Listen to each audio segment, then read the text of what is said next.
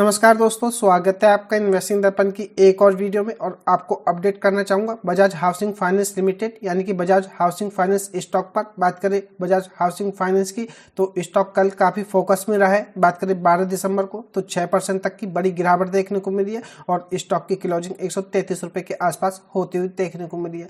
बात करें Bajaj housing finance की तो हो सकता है काफ़ी सारे मेरे फ्रेंड्स ने इसी स्टॉक में IPO की लिस्टिंग के बाद इन्वेस्टमेंट किया हो। बात करें इसके IPO प्राइस की तो यह हमें लगभग 150 रुपये के आसपास यह लिस्ट होता हुआ देखने को मिला था। बात करें स्टॉक की, अगर आप इसका 52 वीक हाई देखेंगे तो स्टॉक लिस्टिंग के बाद हमें 188 रुपये 50 पैसे तक भी जाता हुआ देखने को मिला। हो सकता है काफ़ी सारे मेरे फ्रेंड्स ने इस लेवल पर भी इस स्टॉक में खरीदारी की हो। तो फ्रेंड्स ऐसे में अगर हम बात करें 188 के लेवल से तो स्टॉक काफ़ी नीचे आ चुका है। ऐसे में जिस किसी भी फ्रेंड्स ने IPO के बाद इस स्टॉक में इन्वेस्टमेंट किया होगा उनको लगभग 20% से ज़्यादा तक के नेगेटिव रिटर्न अपने पोर्टफोलियो में देखने को मिल रहे होंगे। तो ऐसे में आपके मन में ये भी सवाल हो सकता है कि बजाज हाउसिंग फाइनेंस स्टॉक में अब क्या किया जाए। तो फ्रेंड्स ब्रोकरेज फर्म की तरफ से एक रिपोर्ट भी हमें आती हुई देखने को मिल रही है और स्टॉक में जो गिरावट है इसके पीछे क्या खबर है इसको भी मैं आपसे डिस्कस करूंगा। तो वीडियो काफ़ी खास होने जा रही है। अगर आप बजाज हाउसिंग फाइनेंस से जुड़े हुए हैं या इस गिरावट में इस स्टॉक को खरीदना चाहते हैं तो आपको इस खबर के बारे में पता होना चाहिए।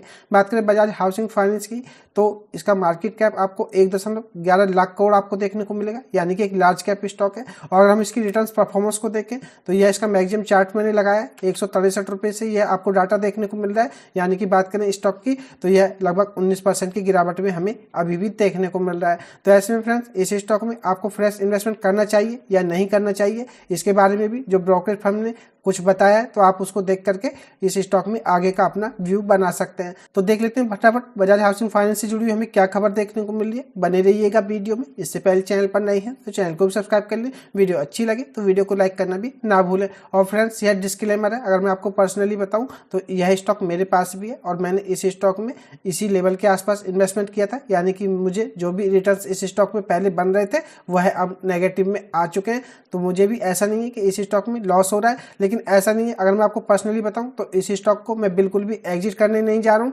क्योंकि यह स्टॉक मैंने लॉन्ग टर्म के पॉइंट ऑफ व्यू से लिया है। तो आप इस बात को ध्यान में रखें। और बात करें बजाज हाउसिंग फाइनेंस की तो फ्रेंड्स मेरा कोई ज़्यादा बड़ा इन्वेस्टमेंट भी नहीं है। तो अगर आप इस स्टॉक को लॉन्ग टर्म के पॉइंट ऑफ व्यू से देखते हैं तो पर्सनली मुझे यही लगता है कि इस स्टॉक को अगर आप समय देंगे तो आपको आने वाले समय में अच्छे रिटर्न्स यह स्टॉक बना करके देगा। और आप भी मुझे अपना कमेंट करके जरूर बताएं आप बजाज हाउसिंग फाइनेंस स्टॉक को लॉन्ग टर्म के हिसाब से किस तरह से देखते हैं। बात करें बजाज हाउसिंग फाइनेंस की तो आपको खबर बताना चाहूँगा। बात करें diversified NBFC Bajaj housing finance के शेयर में तो 12 दिसंबर यानी कि कल 6% तक की गिरावट आई। और इसकी वजह है जो एंकर इन्वेस्टर्स थे इन्हें 3 महीने का जो share holder lock in period था यह खत्म हो गया। तो फ्रेंड्स बात करें जो एंकर इन्वेस्टर्स होते हैं जो यह IPO में अप्लाई करते हैं तो जिस तरह से एक रिटेल IPO की लिस्टिंग के बाद ही तुरंत अपने शेयर को बेच सकता है, वैसे एंकर इन्वेस्टर्स नहीं कर पाते। इनको 3 महीने का जो लॉक इन पीरियड होता है ये पूरा करना होता है, या कहा जाए तो 3 महीने तक ये अपने शेयर्स को IPO में अगर इन्हें अलॉटमेंट होता है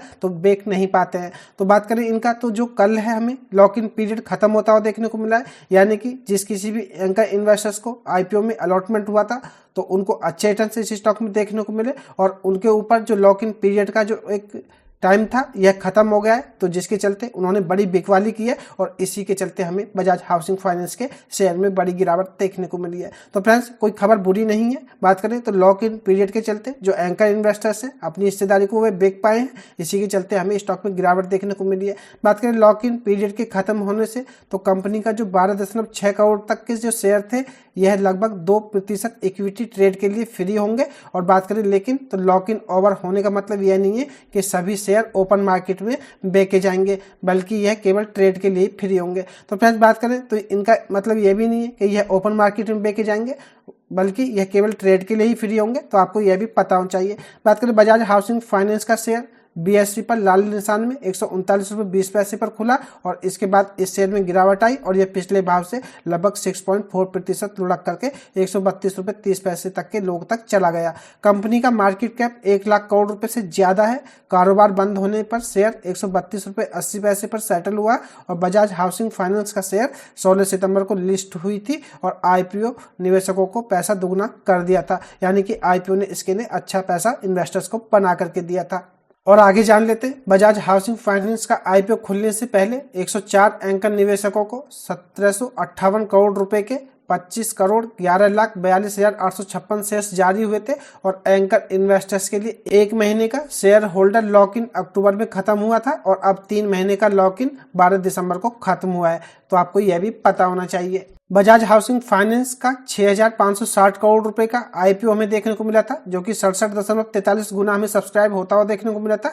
शेयर 16 सितंबर को 150 रुपए के भाव पर लिस्ट हुआ था और इसके बाद बीएसई पर इसने अभी तक 188 रुपए 45 पैसे का हाई भी बनाया और 125 रुपए 30 पैसे का लो भी हमें इसका देखने को मिला है।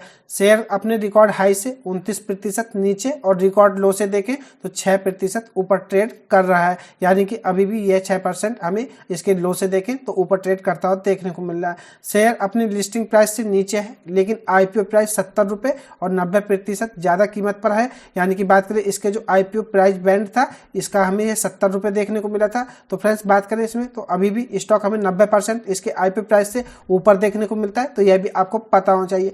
और बात करें इंड मनी पर तो मौजूदा डिटेल्स के मुताबिक देखें तो बजाज हाउसिंग फाइनेंस को कवर करने वाले हमें 5 एनालिस्ट देखने को मिलते हैं, जिनमें से एक ने इसे बाय की रेटिंग दे रखी है, 3 ने सेल की रेटिंग दी है और एक ने होल्ड की रेटिंग दी है। तो बात करें एनालिस्ट की तो एनालिस्ट की तरफ से हमें अलग अलग राय देखने को मिल रही है। एक एनालिस्ट इसमें बाय के लिए भी कह रहा है, तो 3 सेल के लिए भी कह रहे हैं और एक ने होल्ड की रेटिंग दी है। तो फ्रेंड्स ऐसे में आप डिसीजन ले सकते हैं कि आपको इस स्टॉक में क्या करना चाहिए।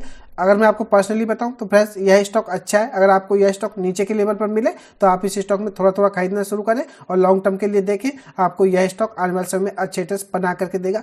बात करें तो स्टॉक बजाज ग्रुप का है, आप इस बात को ध्यान में रखें, कोई उल्टा सीधा स्टॉक नहीं है। तो मुझे यही खास अपडेट बजाज हाउसिंग फाइनेंस से आपको देनी थी। बात करें स्टॉक में गिरावट की तो गिरावट हमें जो एंकर इन्वेस्टर्स हैं इनके लॉक इन पीरियड खत्म होने के चलते जो इन्होंने शेयर्स ओपन मार्केट में बेचे हैं उसके चलते ही देखने को मिली है। तो आपको इसके बारे में पता होना चाहिए। वीडियो अच्छी लगी हो तो वीडियो को लाइक करें, शेयर करें। मैं मिलूंगा आपसे नई वीडियो में, तब तक के लिए नमस्कार।